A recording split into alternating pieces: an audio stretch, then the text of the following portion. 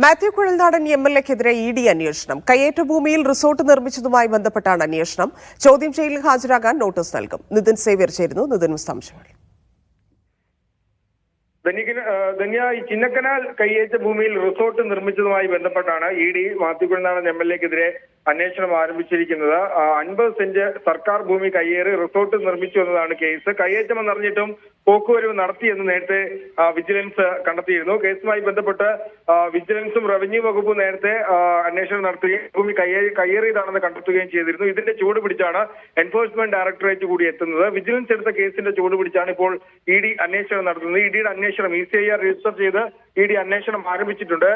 നേരത്തെ ഈ ഭൂമി കൈവശം ഉണ്ടായിരുന്നവർ, അതായത് മാത്യു കുഴൽനാടൻ അടക്കമുള്ളവർ ഈ ഭൂമി വാങ്ങുന്നതിന് മുമ്പ് ഈ ഭൂമി കൈവശം വെച്ചിരുന്ന 3 പേരെ നിലവിൽ ഇഡി ചോദ്യം ചെയ്തിട്ടുണ്ട്. മാത്യു കുഴൽനാടൻ ഉൾപ്പെടെയുള്ള നിലവിൽ ഈ ഭൂമി വാങ്ങിയിട്ടുള്ള മാത്യു കുഴൽനാടനെയും മറ്റ് പാർട്ണർമാരെയും ഉടൻ തന്നെ ചോദ്യം ചെയ്യലിനായി നോട്ടീസ് നൽകി ഇഡി വിളിപ്പിക്കുമെന്നാണ് മനസ്സിലാകുന്നത്. ഉടുമ്പൻചോല മുൻ തഹസിൽദാർ ഷാജിയാണ് വിജിലൻസ് കേസിലെ 1-ാം പ്രതി. ഷാജി അടക്കമുള്ളവരെ ചിന്നക്കനാൽ വില്ലേജ് ഓഫീസർ, മുൻ വില്ലേജ് ഓഫീസർ, മുൻ പഞ്ചായത്ത് സെക്രട്ടറി അടക്കമുള്ളവരെ ചോദ്യം ചെയ്യാൻ വിളിപ്പിക്കും. നേരത്തെ വിജിലൻസ് എടുത്തിരുന്ന കേസിലെ 16-ാം പ്രതിയായിരുന്നു മാത്യു കുഴൽനാടൻ.